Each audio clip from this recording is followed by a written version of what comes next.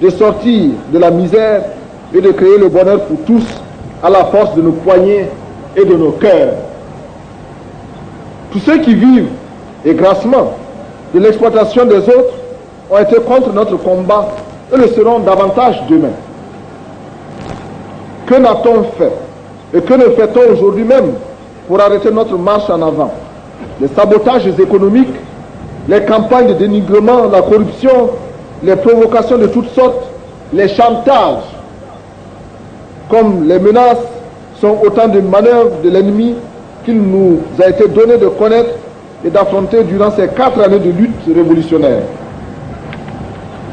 L'adversité, nous l'avons aussi connue de l'intérieur de notre Burkina Faso bien-aimé, dans nos propres rangs, dans le camp de la révolution.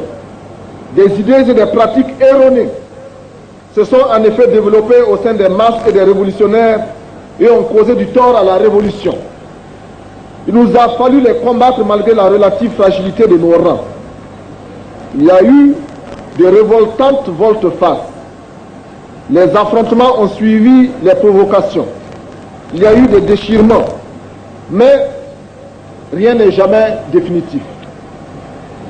L'opportunisme, nous l'avons connu et nous l'avons vu à l'œuvre. Il travaille sous diverses formes à la rénonciation de la lutte révolutionnaire, à l'abandon de la défense intransigeante des intérêts du peuple au profit d'une recherche frénétique d'avantages personnels et égoïstes. La défense conséquente de notre orientation révolutionnaire nous a imposé de combattre toutes idées ou tout comportement contraire à l'approfondissement de la révolution. Pour avoir choisi plutôt cette voie que celle plus facile de la démagogie, nous avons dû subir diverses attaques, plus calomnieuses les unes que les autres, provenant aussi bien d'ennemis classiques que d'éléments issus des rangs même de la révolution, impatients, développant un zèle douteux de néophytes quand ce n'est pas une frénésie de calculateurs aux ambitions personnelles non cachées. L'opportunisme, comme la contre-révolution, sont des ronces habituelles sur la route de la révolution. Et jusqu'à ce que la révolution atteigne ses objectifs finaux de création d'une société nouvelle où n'existe pas l'exploitation de l'homme par l'homme, l'opportunisme se manifestera toujours en chemin, à un moment ou à un autre, à la faveur de circonstances diverses et sous des formes extrêmement variées, allant de la manifestation la plus droitière à l'expression la plus gauchiste et radicalisée.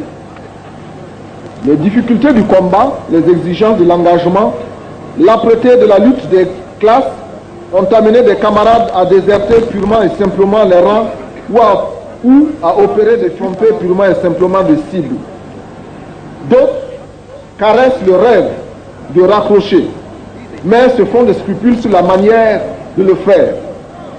Aussi cherchent-ils à théoriser d'avance leur abandon du combat révolutionnaire. Et c'est ainsi qu'ont circulé et circulent encore de nombreuses idées et théories, toutes imbues d'opportunisme. Tout cela a contribué à constituer des éléments d'adversité contre lesquels il a fallu se battre pour avancer.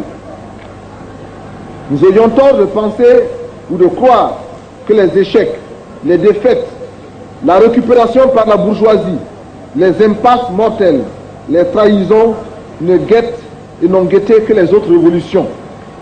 Notre révolution, tout comme les autres, est constamment menacée de tous les dangers contre-révolutionnaires. Il nous faut en être conscients et parfaitement conscients et nous engager résolument dans la défense permanente de la ligne juste qui mène vers l'objectif final.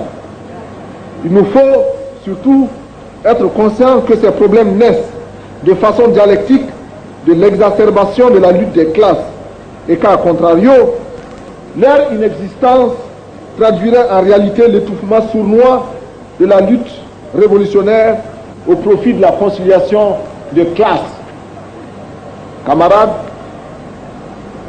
il nous faut aujourd'hui prendre le temps de tirer les leçons et enseignements de notre action passé pour enrichir notre théorie et notre pratique de la révolution et nous engager davantage de la lutte de façon plus organisée, plus scientifique, plus résolue. Les tâches qui nous attendent sont nombreuses et complexes. Les ennemis de notre peuple et de sa révolution redoublent d'ardeur et d'ingéniosité pour nous barrer la route. Et il nous faudra plus de courage, plus de conviction et plus de détermination pour poursuivre la marche en avant. Mais cette conviction et cette détermination découleront en partie de ce que nous aurons tiré comme enseignement de notre expérience de 4 années de lutte. Et c'est pourquoi il nous faudra faire en l'an 5 de notre évolution une année de bilan, une année de l'action idéologique et politique scientifiquement organisée. Oui, il nous faut ce bilan. En 4 ans de révolution, nous avons opéré d'importantes transformations révolutionnaires.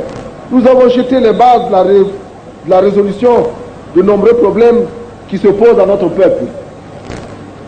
Nous avons beaucoup agi et partout dans les différents secteurs de la société.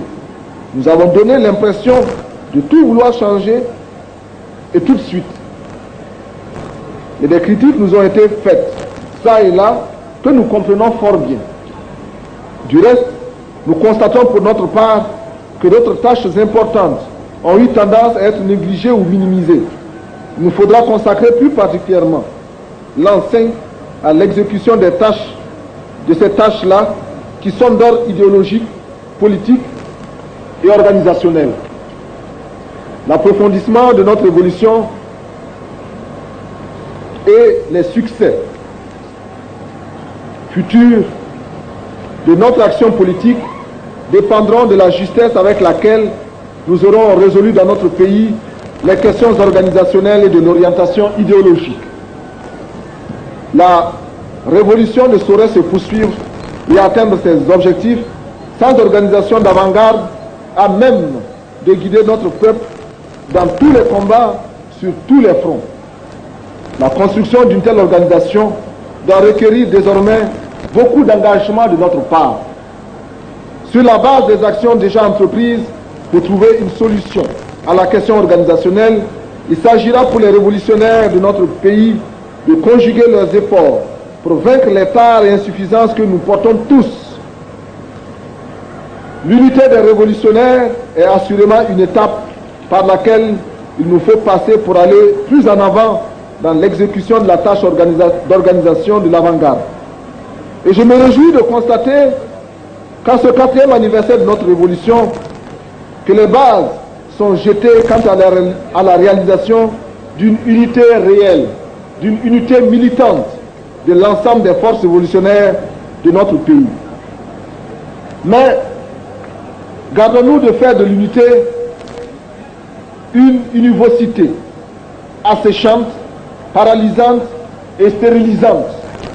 Au contraire, préférons-lui l'expression plurielle, diversifiée et enrichissante de pensées nombreuses, d'actions diverses.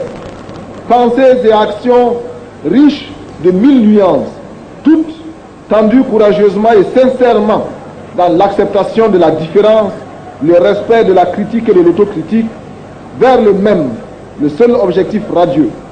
Cet objectif qui ne saurait être rien d'autre que le bonheur de notre peuple. Camarades, les tâches idéologiques, politiques et organisationnelles dont nous devons nous acquitter sont de grande importance pour le renforcement de notre évolution, pour soutenir l'adhésion massive et consciente des masses à la politique révolutionnaire que nous continuerons de mener. Il faudra un travail politique et idéologique persévérant et rigoureusement poursuivi pour convaincre les masses et les arracher ainsi à toutes les sortes de conceptions moyenâgeuses qui freinent leur engagement total dans l'œuvre d'édification de la société nouvelle. Si la révolution est répression des exploiteurs, des ennemis, elle ne peut être pour les masses que persuasion pour un engagement conscient et déterminé.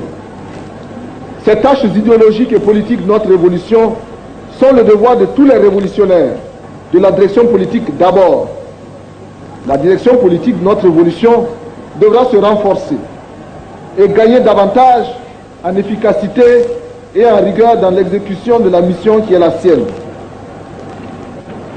L'an 5 nous invite à jeter toutes les énergies dans le combat organisationnel, la consolidation politique et idéologique, la prééminence de la direction politique. Cependant, à propos d'organisation politique structurelle, ce qui est ainsi dit, exclu par la précipitation, nous nous lancions dans des élaborations théoriques, des architectures séduisantes pour l'esprit, mais sans intérêt pour la vie quotidienne des masses. Profitons des expériences des autres révolutions que l'histoire des peuples nous offre en enseignement. En particulier, tenons compte de l'expérience de ceux qui, comme nous, et ils sont nombreux, ont dû se doter d'organisations diverses et unies, ou d'uniques organisations diverses, tout en organisant et en défendant le pouvoir d'État âprement et dignement conquis. Évitons donc les élaborations éthérées qui donnent naissance à des organigrammes théoriques sans fonctionnalité, sans intérêt pour les masses, simplement destinés à la contemplation de quelques rêveurs, zélateurs qui voudraient se faire plaisir. Au contraire, notre révolution est d'abord une révolution qualitative, dans une transformation qualitative des esprits qui se traduit dans la construction concrète de la société nouvelle burkinabé. C'est la qualité de la vie qui est en train de changer au Burkina. Et cela est conséquence de l'évolution qualitative des esprits. Le mythe de l'enrichissement sans foi ni loi, selon les expériences de la jungle capitaliste des années d'après-guerre, s'est définitivement évanoui au Burkina. Notre patrie est un chantier où les critères de la moralité, les soucis de justice sociale, le respect des droits fondamentaux à une vue, à une existence toujours meilleure, ne sont pas de vains mots, mais se matérialisent dans la pratique sociale de chacun de nous. La spécificité de notre révolution, son exemplarité et son rayonnement tiennent à ces valeurs cardinales que nous avons su défendre farouchement jusque-là. Il faut continuer à rester des révolutionnaires, c'est-à-dire surtout des hommes de chair, des hommes de sang, des hommes de sentiments et des hommes d'émotions pures. C'est vrai, dans le proche passé, nous avons parfois commis des erreurs. Cela ne devra plus se produire sur la terre sacrée du Faso. Il doit y avoir de la place dans le cœur de chacun de nous pour ceux qui ne sont pas encore parfaitement en harmonie avec le discours d'orientation politique et les objectifs de notre plan quinquennal. Ce sera à nous d'aller à eux et de les gagner à la cause révolutionnaire du peuple. La révolution ne cherche pas des raccourcis et elle impose à tous de marcher ensemble dans la même volonté de pensée et d'action. C'est pourquoi le révolutionnaire doit être un perpétuel pédagogue et un perpétuel point d'interrogation. Si les masses ne comprennent pas encore, c'est de notre faute. Il faut prendre le temps d'expliquer et le temps de convaincre les masses pour agir avec elles dans leur intérêt. Si les masses comprennent mal, c'est encore de notre faute et il faut rectifier, préciser, nuancer. Il faut s'adapter aux masses et non vouloir adapter les masses à ses propres désirs, à ses propres rêves. Les révolutionnaires n'ont pas peur de leurs fautes. Ils ont le courage politique de les reconnaître publiquement, car c'est un engagement à se corriger, à mieux faire. Nous devons préférer un pas ensemble avec tout le peuple. D'autres voies, plus faciles, plus expéditives existent, mais elles ne produisent que des illusions et laissent des lendemains amers. Tout cela, nous le réaliserons grâce à nos structures révolutionnaires dans les services, les villes, les villages, à savoir grâce à nos comités de défense de la révolution, grâce à l'Union des femmes du Burkina, grâce au mouvement national des pionniers, grâce à l'Union nationale des anciens du Burkina. grâce à l'Union nationale des paysans du Burkina. Et les structures devront être perfectionnées, parachevées. Celles dont la construction requiert plus d'avantages de notre effort, de nos efforts quotidiens, recevront notre attention tout au long de l'an 5 de notre révolution. Camarades, chers amis des pays d'Afrique, d'Europe, d'Amérique et d'Asie, je voudrais, au nom de notre peuple et du Conseil national de la Révolution, vous réitérer tout le remerciement pour le soutien que vous apportez à cette lutte et vous redire aussi notre désir sincère et notre volonté d'entretenir les relations les plus cordiales avec les peuples de vos pays respectifs. Le Burkina Faso, terre de paix et de dignité, sera toujours du côté où se défendent la fraternité, la solidarité militante et agissante. Camarades militantes et militants de la province du Houé, vous avez, par votre mobilisation et votre ardeur au travail, fait de ce 4e anniversaire de notre révolution une étape repère sur ce long chemin du combat de notre peuple pour un avenir radieux. Je vous en félicite et vous encourage à redoubler de vigilance et d'ardeur combattante pour remporter des succès encore plus éclatants. Camarades militantes de la Révolution démocratique et populaire, la révolution n'est ni tristesse, ni amertume. Elle est au contraire enthousiasme et fierté de tout un peuple qui se prend en charge et recouvre ainsi sa dignité.